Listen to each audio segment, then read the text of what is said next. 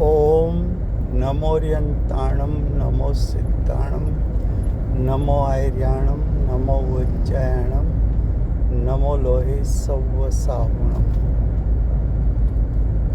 મંગલમ ભગવાન વીરો મંગલમ ગૌતમો ગણી મંગલમ કુંદ કુંદાર્યો જૈન ધર્મોસ્તુ મંગલમ ઓમકાર બિંદુ સંયુક્તમ નિત્યમ જાયંતી યોગિના કામદમ મોક્ષદમ ચેવ ઓમકારાય નમો નમઃ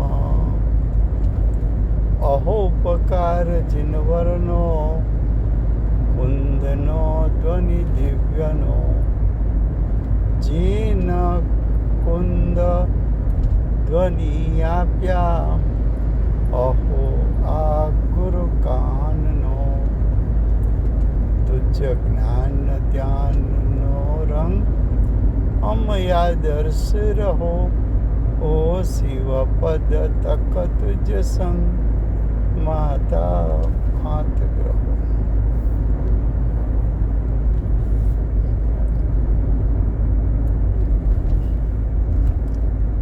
ગઈકાલે પૂજ્ય ગુરુદેવશ્રીનો સમાધિ દિવસ હતો. કારતક વદ સાતમ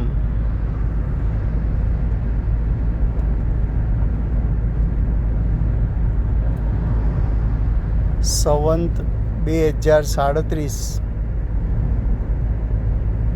સાંજના લગભગ 7:02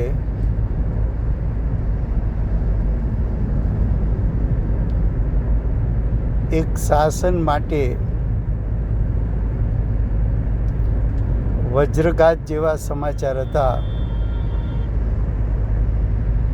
કે વર્તમાન કાળના આપણા ગુરુ અને ભવિષ્યના તીર્થંકર એમનું દેહ પરિવર્તન થઈ ત્રીજા દેવલોકમાં પૂજ્ય ગુરુદેવશ્રીએ જન્મ લીધો છે. ગુરુદેવનો દેહ વિલય થયો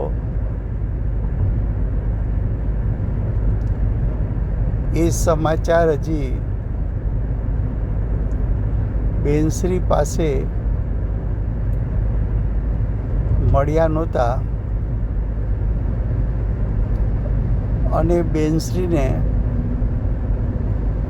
જ્ઞાનમાં એમ આવ્યું કે ગુરુદેવ હોસ્પિટલમાં નથી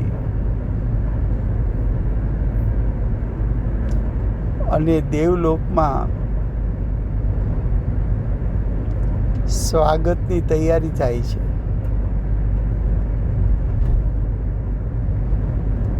અને સોનગઢમાં પણ કંઈક તૈયારી થઈ રહી છે. એટલી વારમાં તો સમાચાર આવ્યા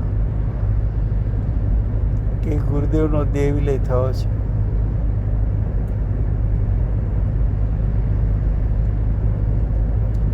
પૂજ્ય ગુરુદેવ મહાવિદ્ય ક્ષેત્રમાંથી પધારી સૌરાષ્ટ્ર દેશના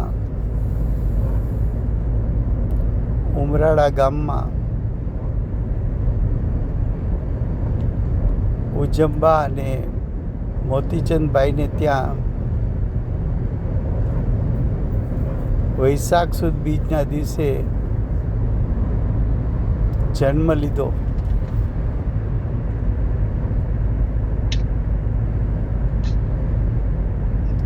તીર્થંકરનું દ્રવ્ય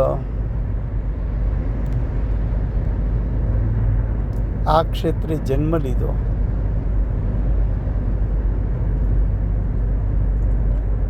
જોશીઓએ જોશ જોયા.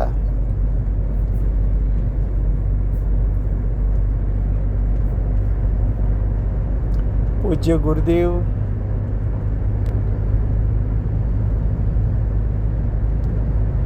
સ્કૂલમાં પણ ભણવામાં પ્રથમ નંબર આવતા, તેમ છતાં સ્કૂલના એજ્યુકેશન કરતાં અધ્યાત્મનો રસ એને વધુ હતો. એકવાર શિક્ષકે કહેલું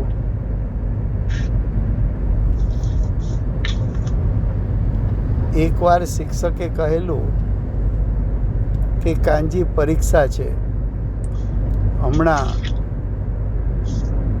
All participants are muted and they can unmute themselves. હમણાં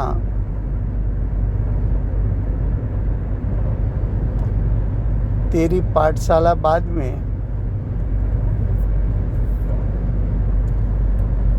पहले ये स्कूल की परीक्षा. तो गुरुदेव ने बोल दिया कि मेरी पाठशाला पहले और स्कूल बाद में. छोटी उम्र थी पालिज की दुकान पर बैठे, 14 साल की उम्र पर, लेकिन वहाँ भी पूज्य गुरुदेव शास्त्र पढ़ते थे. गुरुदेव पूर्व संस्कार लेके आए थे. पूज्य बेनश्री ने बताया जाति स्मरण के माध्यम से कि महाविद्या क्षेत्र में गुरुदेव राजकुमार थे और उसको वहाँ भी अध्यात्म तत्व का रंग था. तो वहाँ के अध्यात्म तत्व का जो रंग था वो संस्कार लेके यहाँ जन्म हुआ. 21 साल की उम्र पर पूज्य गुरुदेव श्री ने आजीवन ब्रह्मचर्य प्रतिज्ञा ली.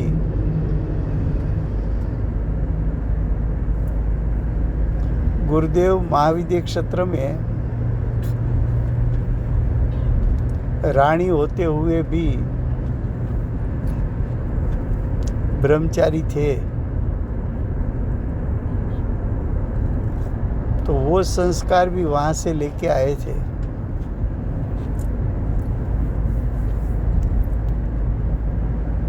दो 3 साल की बच्ची भी गुरुदेव के चरण स्पर्श नहीं कर सकती.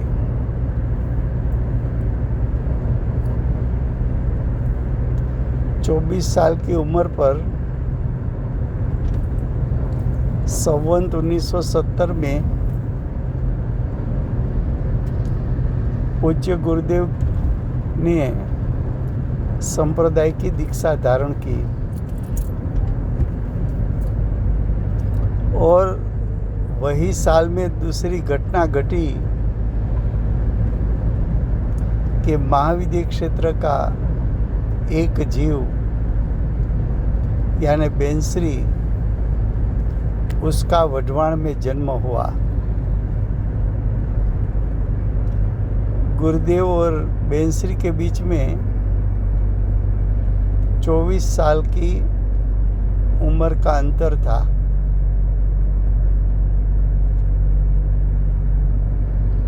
दीक्षा लेने के बाद पूज्य गुरुदेव ने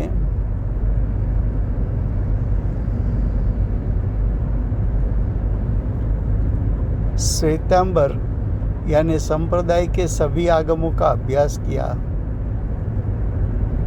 लेकिन जिसने पूर्व भाव में सिमंदर भगवान की वाणी सुनी हो, केवड़ी श्रुत केवड़ी का संग किया हो,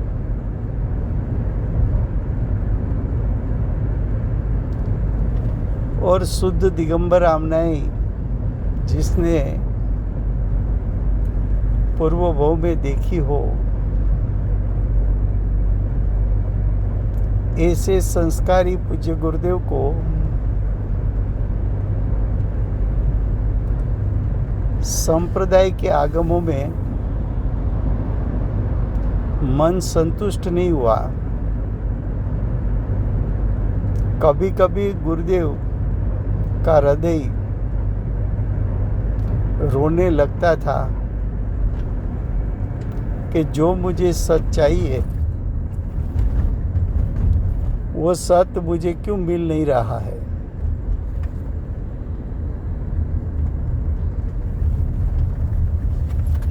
फिर भी गुरुदेव ने पूर्व संस्कार के जोर से और न्याय युक्तियों से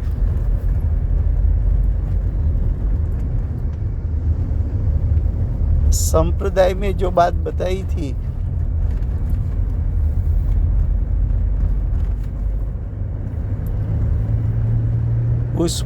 उसमें न्याय लगा के, विवेक रख के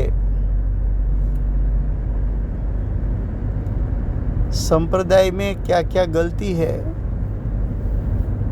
वो भी उसको मालूम पड़ता था।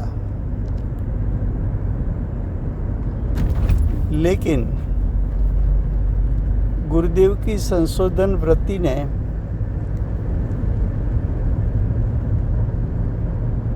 अपना स्वयं का उपादान ऐसा पकाया कि पूज्य गुरुदेव की 32 साल की उम्र में यानी 78 में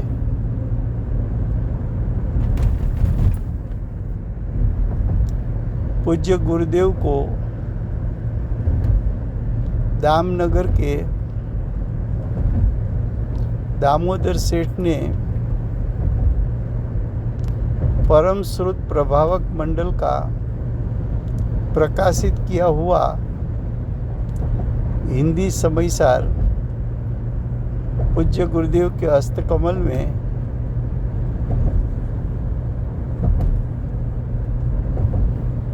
अर्पित किया। जब दामोदर सेठ के पास इस समयसार आया तो उसको लगा कि ये तो कोई बड़ा ग्रंथ है, गंभीर ग्रंथ है, हमारे जैसे लोगों उसको पढ़ नहीं पाएंगे। लेकिन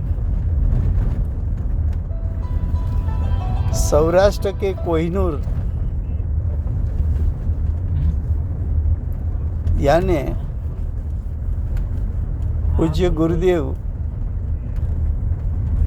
उसकी सौराष्ट्र में ऐसी नामना थी कि पूरे सौराष्ट्र में कांजी स्वामी का ज्ञान और कांजी स्वामी का आचरण उसके साथ कंपेयर कर सके ऐसा कोई साधु नहीं है। इसलिए दामोदर सेठ ने ये समयसार ग्रंथ पूज्य गुरुदेव को अर्पण किया। गुरुदेव का पूर्व संस्कार खिल उठा, वर्तमान पुरुषार्थ खिल उठा, अंतरंग में से इतना उल्लास आया कि जो सत्य में ढूंढ रहा हूँ ये सत्य ये समयसार में है। गुरुदेव ने समयसार का एकांत में बैठकर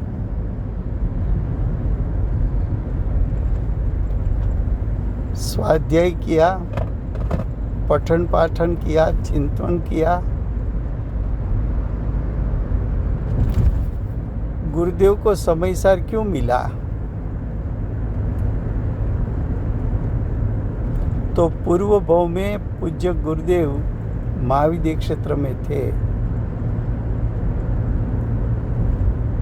उस समय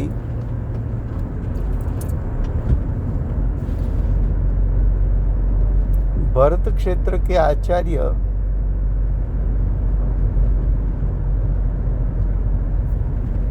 भगवत कुंकुंदाचार्य देव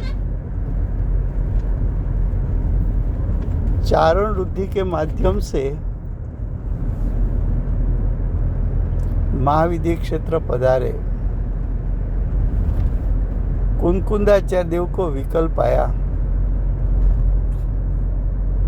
कि वर्तमान में भरत क्षेत्र में तो कोई साक्षात तीर्थंकर नहीं है,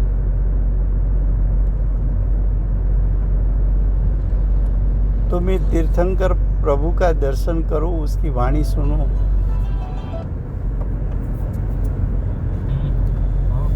कुंकुंदाचार्य देव आचार्य थे, रुद्धिधारी आचार्य थे। सिर्फ श्रेणी आरोहण करे और अरिहंत पद प्रकट करे, इतना ही दूर थे। कुंकुंदाचार्य देव महाविद्य क्षेत्र में पधारे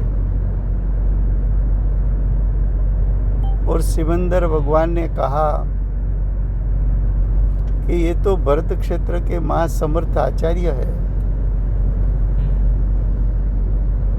वो सभा में पूज्य गुरुदेव भी थे, माताजी भी थी और चक्रवर्ती राजा भी थे।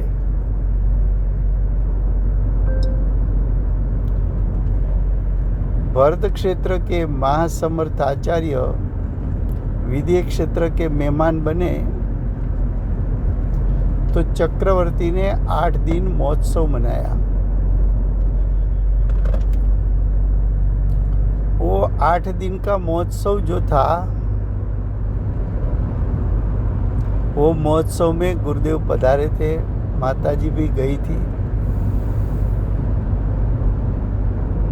पूज्य गुरुदेव, उसके माता पिता, रानी और नौकर चाकर, उसकी सेना, वहाँ के प्रजाजन सब ये महोत्सव में जुड़े थे। उस महोत्सव में पूज्य गुरुदेव ने भावपूर्वक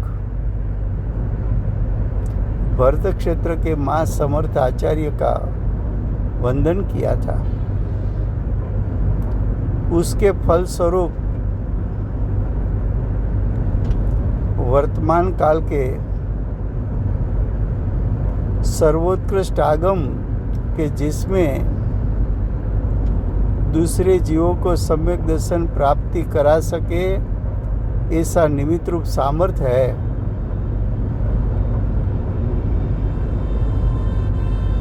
ऐसा समयसार कुंकुंदाचार्य देव रचित पूज्य गुरुदेव को मिला, क्योंकि महाविद्य क्षेत्र में कुंकुंदाचार्य देव का महोत्सव मनाया था, भावपूर्वक वंदन किया था और भगवान की वाणी में भी आया था कि ये राजकुमार त्यागी होकर भरत क्षेत्र में कुंकुंदाचार्य देव का मार्ग का प्रवर्तन करेगा।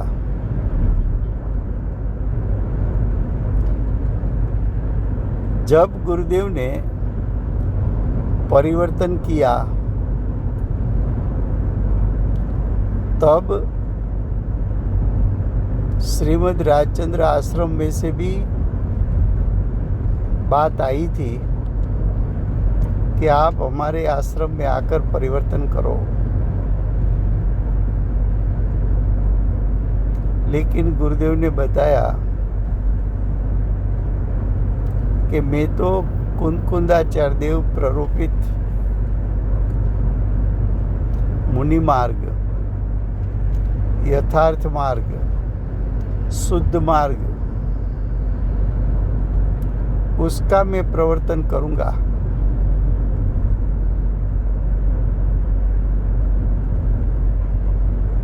जब गुरुदेव ने परिवर्तन किया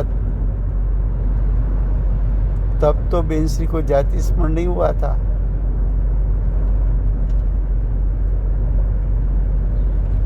तभी तो मालूम नहीं था कि भगवान की वाणी में ये आया था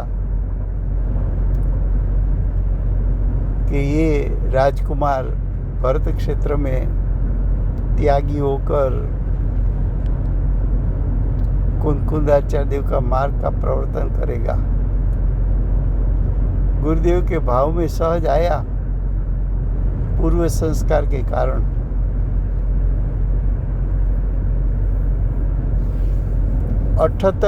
संवत 78 में जो गुरुदेव को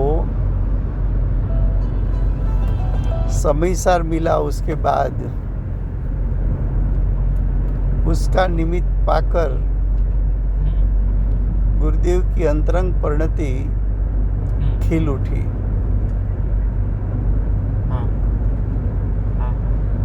जब गुरुदेव समयसार की बात चाहे प्रवचन में करने लगे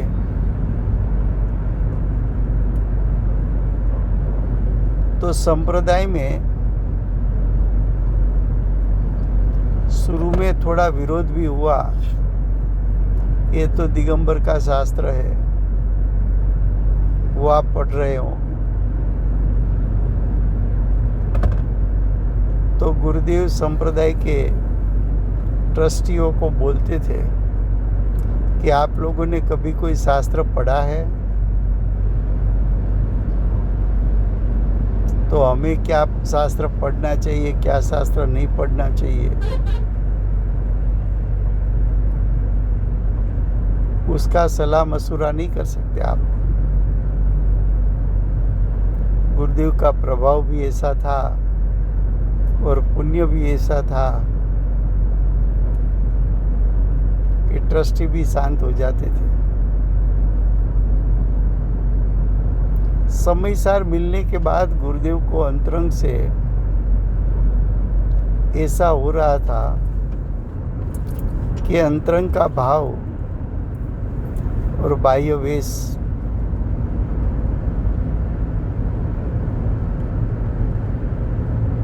गुरुदेव को लगता था कि परिवर्तन करना है।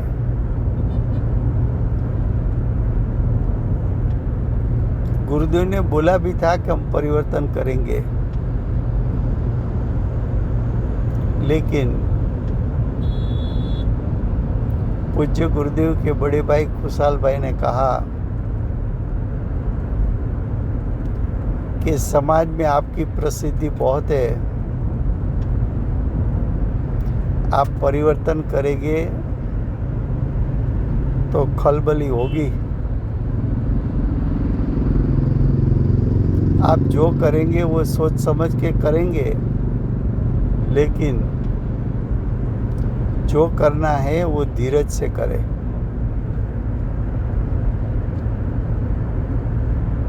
तो गुरुदेव ने 13 साल तक धीरज रखी और 13 साल में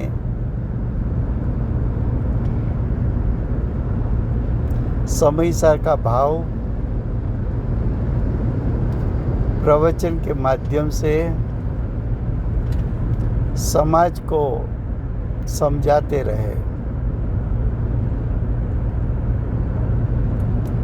गुरुदेव ने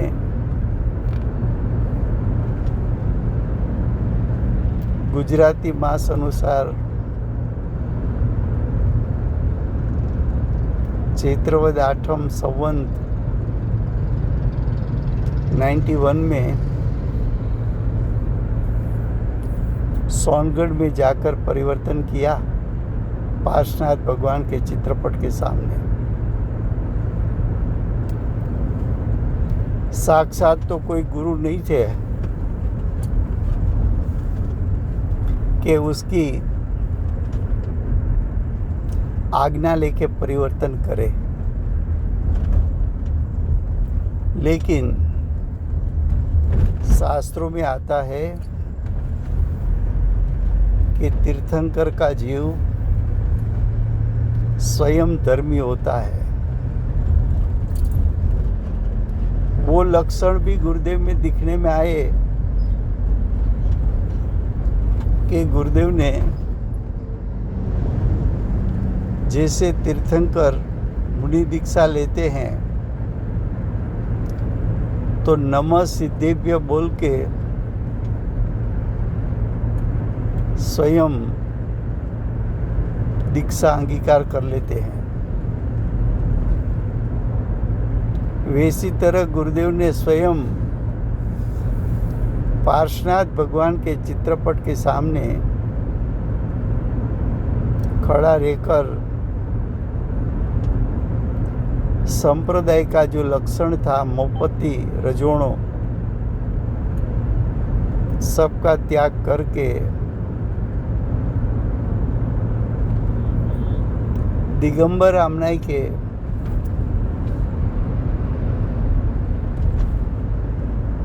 शुद्ध दिगंबर आमनाई के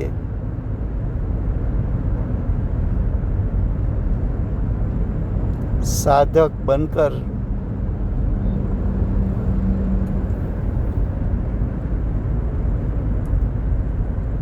कुंकुंदाचार्य के शास्त्र अनुसार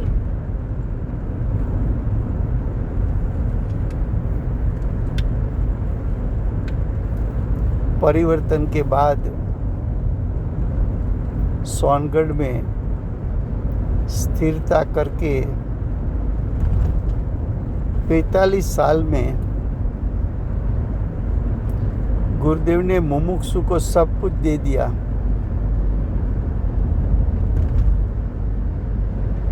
महाविद्य क्षेत्र के प्रथम तीर्थंकर सिमंदर भगवान को लाए।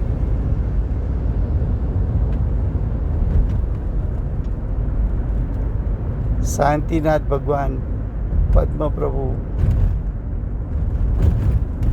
सौराष्ट्र के नेमिनाथ भगवान, वर्तमान 24 के आखिरी तीर्थंकर महावीर भगवान,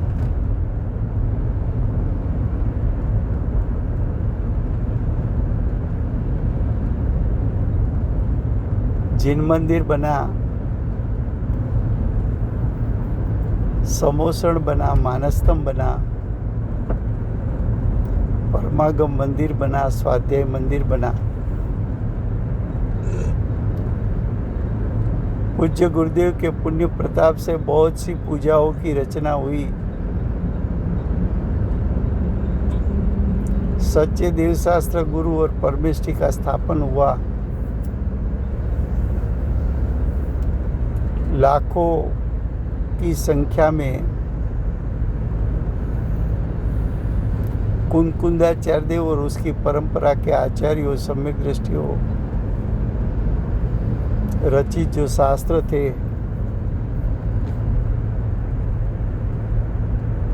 वो शास्त्र सब छपे, घर घर पर गए। प्रत्येक घर में आध्यात्मिक लाइब्रेरी बन गई। आज तक करीबन 250 से ज़्यादा पुस्तक प्रकाशन हुआ। छोटे बच्चों के लिए, पाठशाला के लिए, युवाओं के लिए, वयोवृद्धों के लिए, पूजा के लिए, स्वाध्याय प्रवचन के लिए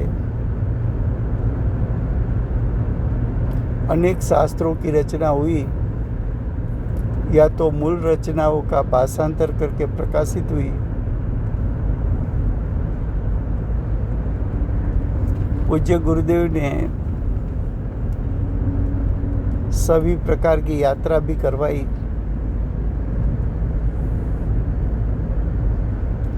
इंडिया और इंडिया से बाहर भी जिन मंदिरों की स्थापना हुई, स्वाध्याय मंदिरों की स्थापना हुई, नए नए मंडलों की स्थापना हुई, हजारों जीवों ने भाव परिवर्तन किया, हजारों जीवों ने ग्रहित मिथ्यात्व का त्याग किया।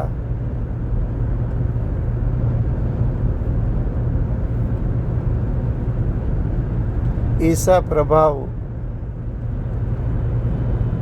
एक चक्री शासन, चाहे दिगंबर हो, श्वेतांबर हो, स्थानक वाला हो, उसको एक बार देखना पड़ता है शास्त्र के बारे में कि कांजी स्वामी इसका क्या अर्थघटन करते हैं।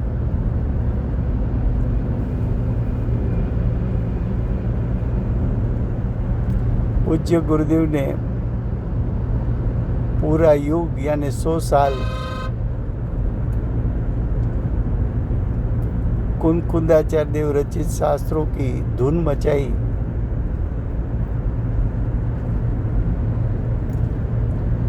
समयसार मिलने के बाद 13 साल गुरुदेव ने समयसार के भाव सभी को बताया। सोनगढ़ में रहकर हजारों की संख्या में समयसार आदि शास्त्र छपवा कर 45 साल पांचों परमागम पर धुन चली प्रवचनों की। और गुरुदेव के देवली का 43 साल हुआ तो करीबन 101 साल से शुद्धात्मा, त्रिकाल शुद्धात्मा को ग्रहण करो और पर्याय में मोक्ष मार्ग प्रकट करो और मोक्ष मार्ग का फल मोक्ष की प्राप्ति करो, ऐसा गहन विषय चलाया।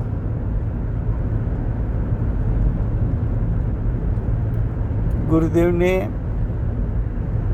सब सिद्धांतों पर चर्चा की। द्रव्य गुण पर्याय हो, उपादान निमित्त हो, कारक हो, समवाय हो, 47 शक्ति हो, 7 तत्व 9 पदार्थ की बात हो,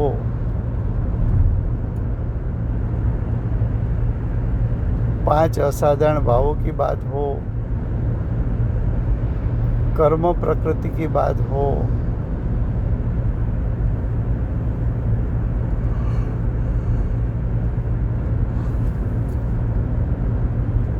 गुरुदेव के कारण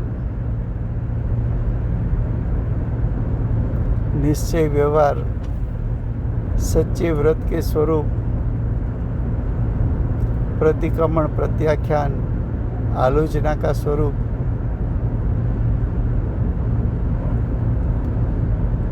गुणस्थान, मार्गनास्थान का स्वरूप,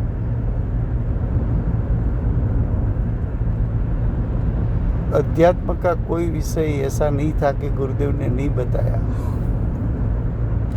द्रव्य की स्वतंत्रता, गुण की स्वतंत्रता, पर्यायों की स्वतंत्रता,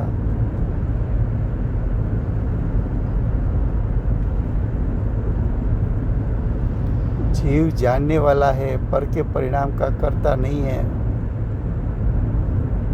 अकर्ता का भी स्वरूप बताया, अभोक्ता का भी स्वरूप बताया।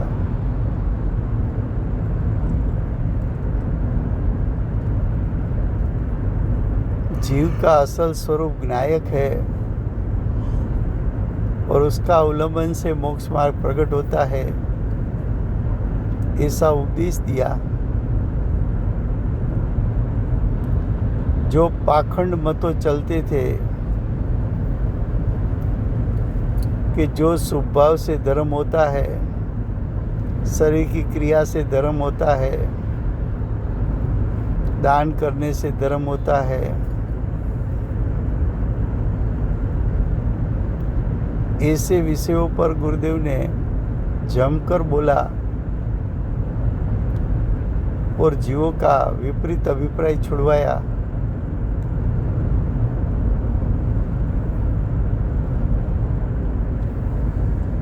गुरुदेव ने वर्तमान में ही माता जी के शब्द में कहे तो वाणी का योग तीर्थंकर जैसा था।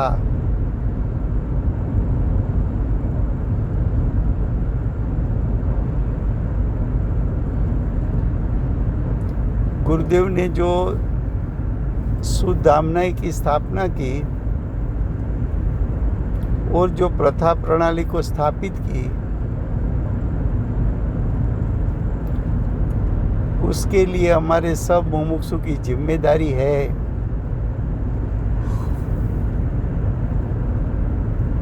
कि सिद्धांतों और गुरुदेव बेंसरी स्थापित प्रथा प्रणाली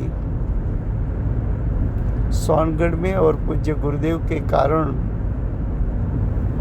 जो शहर में जिन मंदिर, स्वाध्याय मंदिर बना हो, मंडलों की स्थापना हुई हो, वहाँ सभी स्थानों पर सिद्धांत और प्रथा प्रणाली जैसी है वैसी रहे।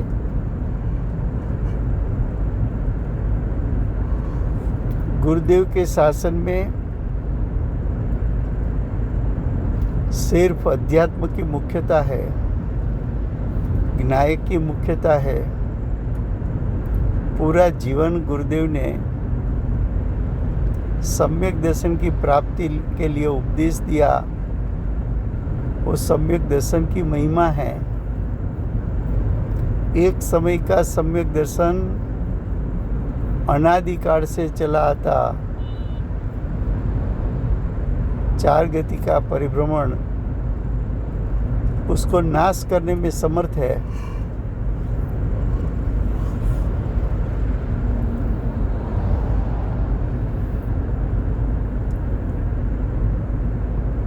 तो गुरुदेव ने दिया हुआ सिद्धांत, प्रथा और प्रणाली टिक पाएगी तब जीव सच्चे मार्ग पर आ सकता है।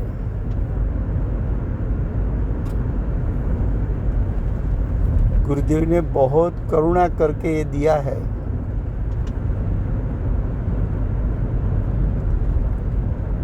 उसको संभाल के रखने की जिम्मेदारी मुमुक्षुओं की है।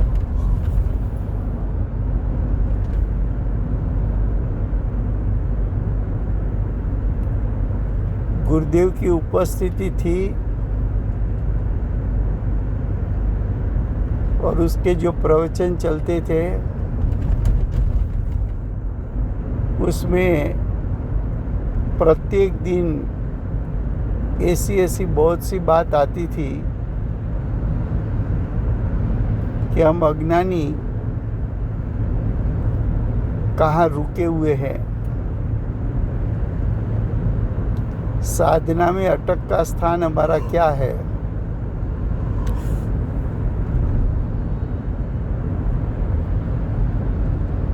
जैसा कि हम मानते हैं कि दान करने से धर्म होता है,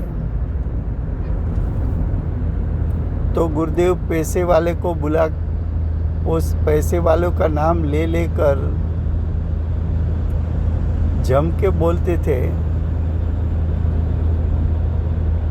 कि दान करने से धर्म नहीं होता। जो जीवों को शरीर की क्रियाकांड में रचे पचे थे, तो गुरुदेव ने जमकर बोला कि क्रियाकांड से धर्म होता नहीं है। जो जीव स्वभाव में रुके हुए हैं, तो गुरुदेव ने जमकर समझाया कि स्वभाव वो मोक्ष मार्ग नहीं है। स्वभाव करते करते शुद्धता प्रकट नहीं हो सकती। स्वभाव का फल चार गति है, संसार है, पंच परावर्तन का कारण है। क्रियाकांड से धर्म मानना, शुभ भाव से धर्म मानना, दान से धर्म मानना, वो तो तेरे अभिप्रायों की विपरीतता है, और वो तो मिथ्यात्व है, और वो तो अनंत संसार का कारण है।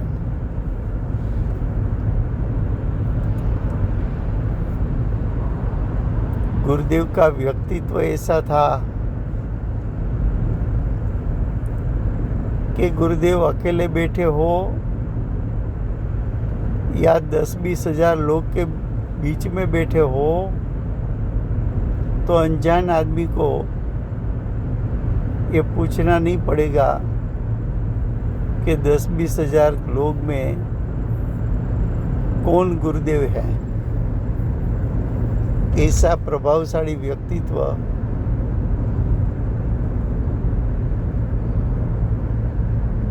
रूह की पुणी यानी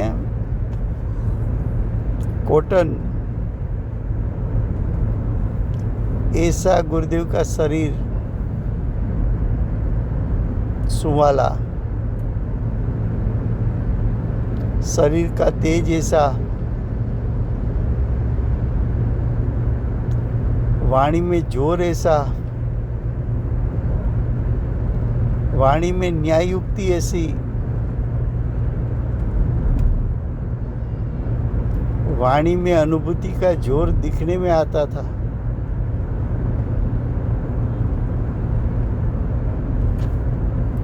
उसकी वाणी सुनने से ही अनजान आदमी को मालूम पड़ जाता था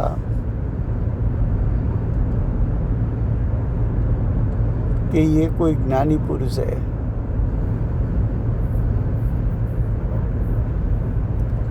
वर्तमान पंचम काल में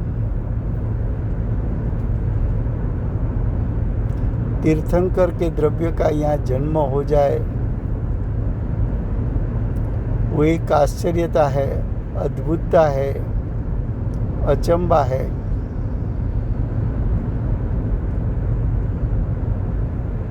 जो कुछ शासन में हुआ वो पूज्य गुरुदेव के पुण्य प्रताप से हुआ, और गुरुदेव को बेंसरी जैसे शिष्य मिले,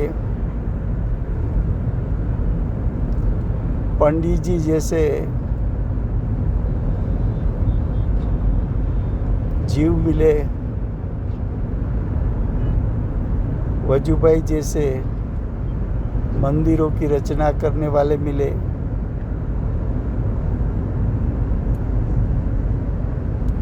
रामजी भाई जैसे व्यक्ति संस्था के प्रमुख,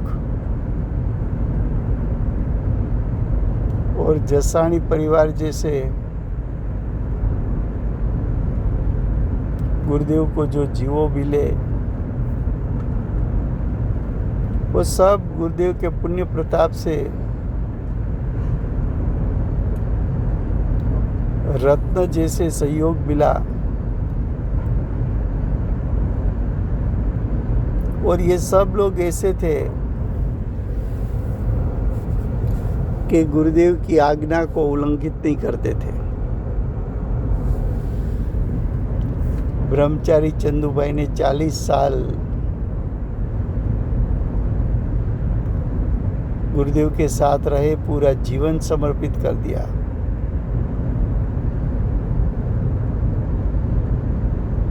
और तीर्थंकर के द्रव्य का आज्ञा में रहकर जिस जीवों ने कार्य किया, वो जीवों भी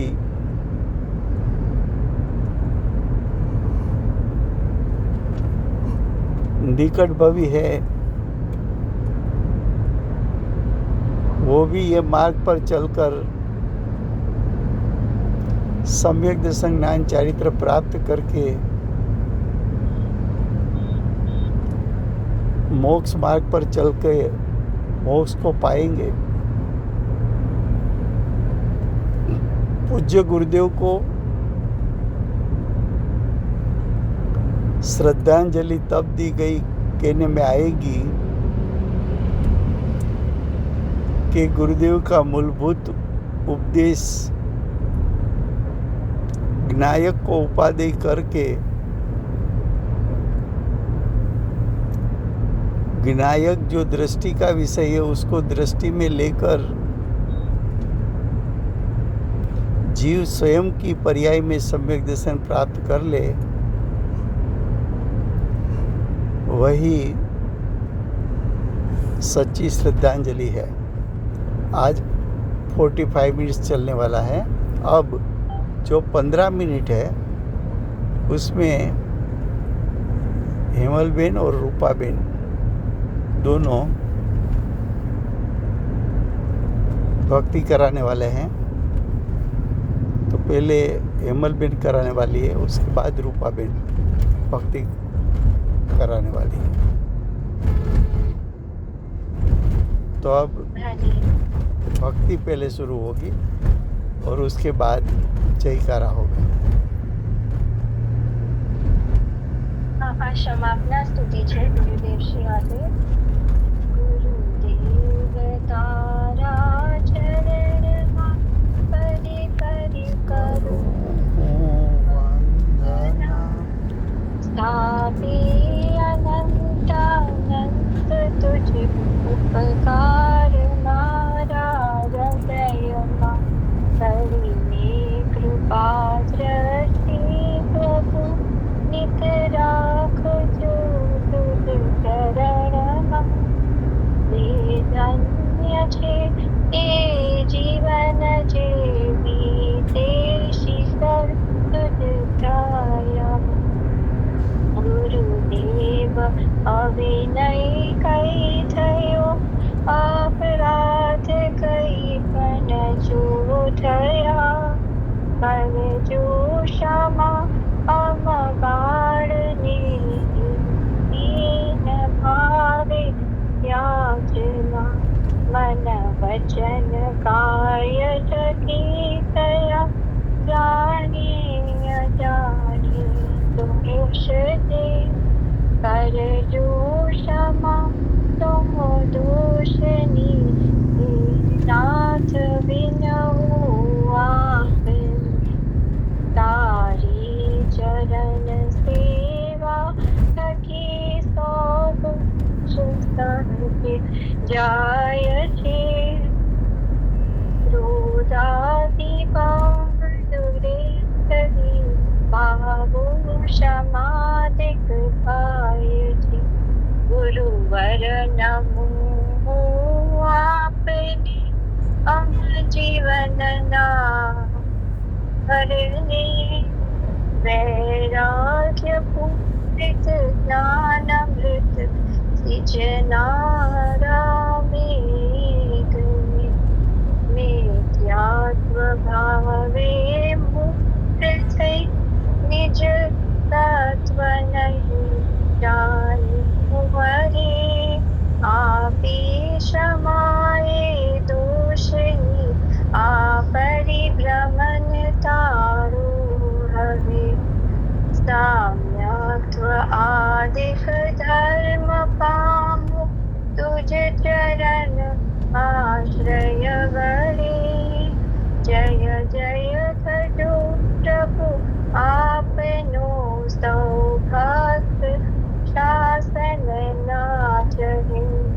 जय जय भजो प्रभु आपनो सौभाग्य शासन नाथ है। જય જિનેન્દ્ર। આજે આપણે ગુરુદેવ શ્રીને એક સંદેશો મોકલીએ છે બધા મુમુક્ષુઓ મળીને, અને જે પ્રશ્નમૂર્તિ પૂજ્ય ભગવતી માતાએ આ ભક્તિ ખૂબ જ હૃદયથી ગુરુદેવ માટે બનાવી છે।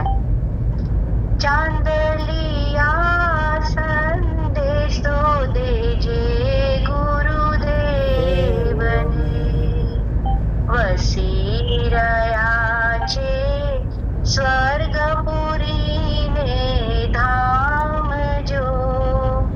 વૈમાનિક સ્વર્ગે મુજ ગુરુજી બિરાજતા,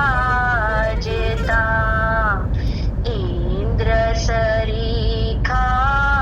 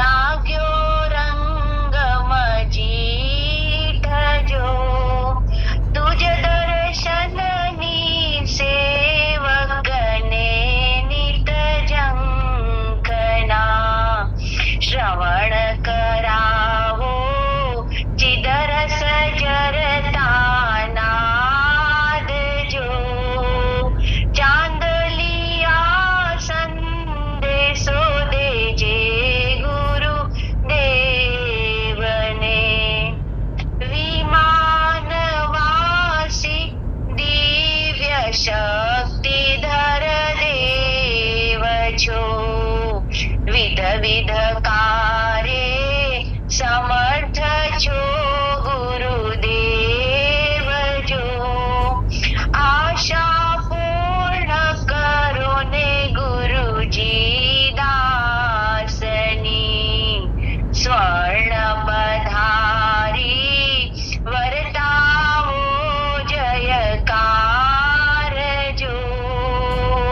સ્વર્ણ પધારી આનંદ મંગળ વર્તાવજો. ચાંદલિયા સંદેશો દેજે ગુરુદેવને, ભરતે એક અજોડ રત્ન ગુરુજી તમે. અંતર ઉછળ્યા શ્રુત સાગર ના પૂરજો.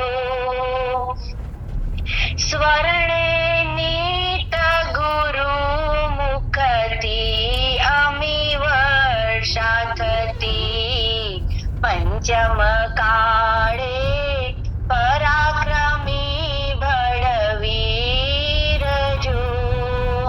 ચાંદલિયા સંદેશો દેજે ગુરુદેવને,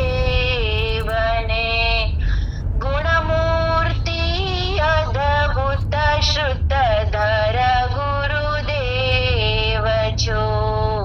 ચિંતામણી સમ ચિંતિત ફળદાતાર જો. મંગળતામય શીતળ તારી છાયડી, સત્ય ધર્મના આંબારોગ્યાનાથ જો. ચાંદલિયા સંદેશો દેજે ગુરુદેવને, ગુરુજી તારા પડ્યા વિરહવસમાં ઘણા, તારણહાર થયા નયનોથી દૂર જો.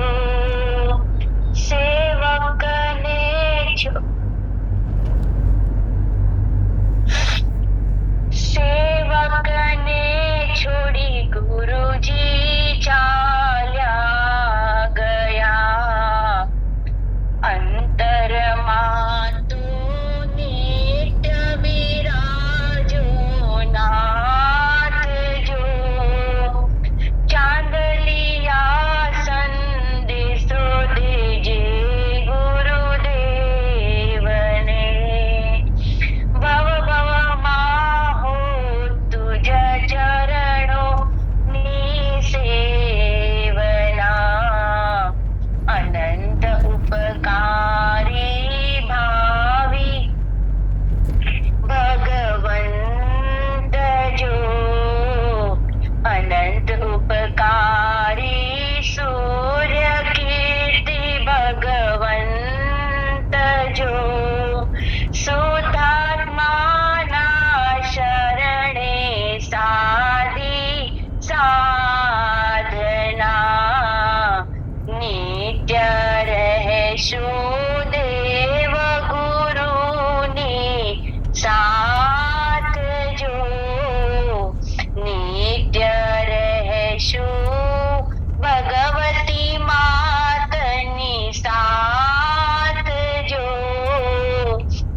ચાંદલિયા સંદેશો દેજે ગુરુદેવને, સસિયર સંદેશો દેજે ગુરુદેવને. જય જિનેન્દ્ર.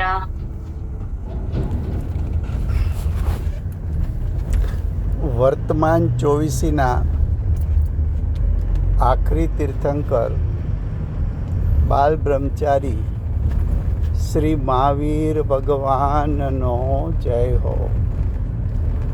મહાવિદ્ય ક્ષેત્રે બિરાજતા પ્રથમ તીર્થંકર, ધર્મ ધુરંધર, અનંત ચતુષ્ટયના ધારક, દિવ્ય ધ્વનિના દાતાર, શાસન ઉપકારી શ્રી સિમંદર ભગવાનનો જય હો. કડીકાળ સર્વજ્ઞ કેવળ જ્ઞાની તળેટીમાં બેઠેલા મહાસમર્થ આચાર્ય આગમના રચયિતા ભગવત શ્રી કુંકુંદાચાર્ય દેવનો જય હો.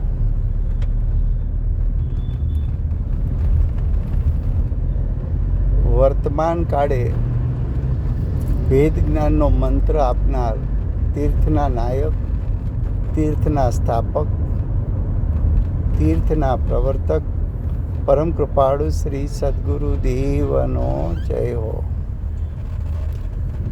પૂજ્ય ગુરુદેવનો તીર્થંકર તરીકે મહિમા બતાવનાર સમ્યક દર્શન વિભૂષિત,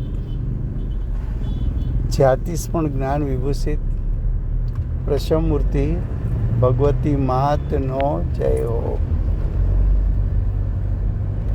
સમ્યક દર્શનમાં નિમિત્તરૂપ અષ્ટજીનવાણી માતનો જય હો. પૂજ્ય ગુરુદેવની માતાજીની સાધના ભૂમિ સુવર્ણપુરી ધામનો જય હો.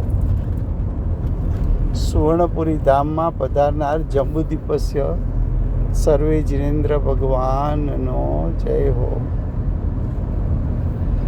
24 તીર્થંકર પૂર્વે મોક્ષે જનાર શ્રી બાહુબલી ભગવાનનો જય હો. વર્તમાન ગુરુ અને ધાતુકી વિદેહ ક્ષેત્રના ભાવિ તીર્થંકર શ્રી સૂર્યકીર્તિ ભગવાનનો જય હો. શ્રી સૂર્યકીર્તિ ભગવાનના સમૂહસ્ત્રના મુખ્ય ગણધર શ્રી દેવેન્દ્ર કીર્તિનાથ ભગવાનનો જય હો. પરમ દિગંબર જૈન ધર્મનો જય હો.